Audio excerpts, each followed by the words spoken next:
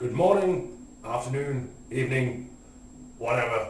Today we'll be doing Staff Spinning 101, in which we'll learn a couple of basic weaves and some niggly bits. You will notice that I've marked my staff in the center, here. And the reason for that is when we grab our staff, we don't want to be doing so haphazardly. If one were to just grab it full fist and in a very manly, me man, me spin stick way, it's not going to work very well. You need that fluidity, and you need the looseness and the motion. So for that, we take our thumb and our forefinger, and the lovely little webbing bit there, and put it in the center, and then close our fingers around it. These two fingers are completely superfluous. You don't need them at all. And one must also at least keep one's pinky aloft. Yes? You must have culture, must have class. You see? Splendid. On examining your staff, you will see that it has two ends. There and there. For the purpose of this, we shall have the thumb end, yes? And the pinky end. Thumb, pinky, thumb, pinky, pinky, thumb, thumb, pinky. You see? This I shall call position 1. It is the most important thing you will ever know. Essentially every single weave or trick transition or anything like that comes from this. So know it, learn it well, practice it, like this. Good. The forward weave. So this is the forward weave, or 2-beat weave, because 1, 2. And to do this, you hold your staff like so in position 1, and then with the thumb end, that's this end, we'll be drawing a big circle in front of us like so. And when you're doing the first part, you want to have your palm facing down, so that the pinky end of the staff comes up behind your arm. And so again, you push your thumb end forward with your palm facing down and draw a big circle in front of you and back up to position 1. Now for the second part, you're going to do that again, except this time with your palm facing up. Because when your palm is facing up, the staff should come up the inside of your arm.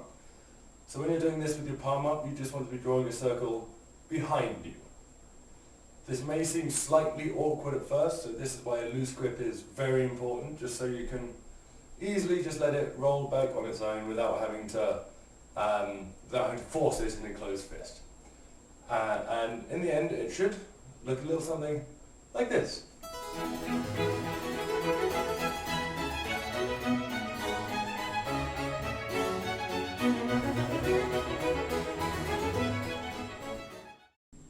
The reverse weave. And to do this in reverse, you're essentially going to be doing exactly the same technique, but in reverse, funnily enough, as the name might suggest.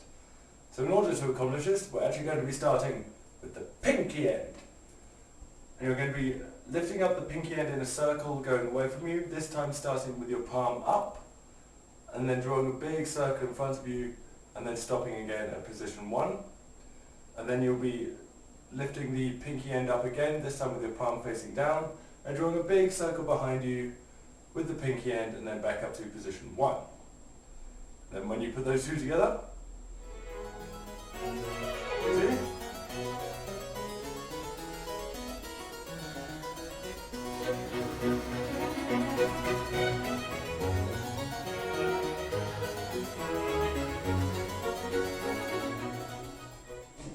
And now for the niggly bits.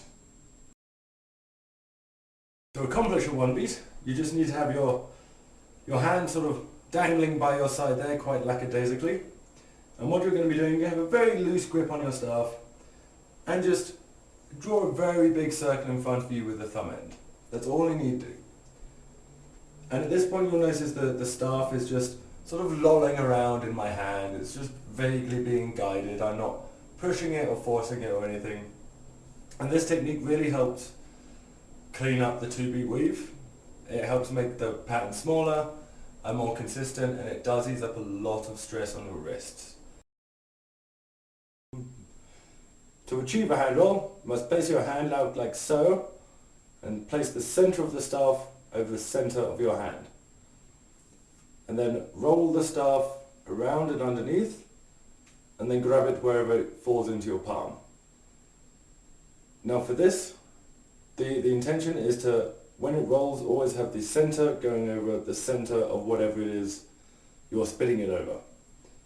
And if we just give it a little twist, and then when it gets up to around this point, we're going to let go and then flatten out our hand. And what that should do is allow the staff to roll over with its own momentum, and then it'll roll back under our hand, and we can then catch it, like so. You see? And then we can do it the other way as well. So all it takes is just a little push, and then letting go.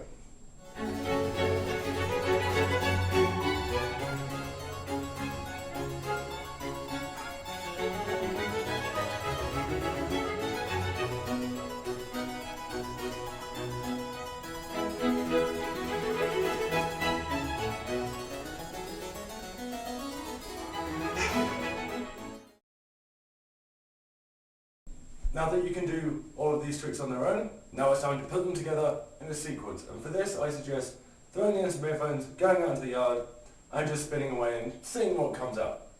Like so.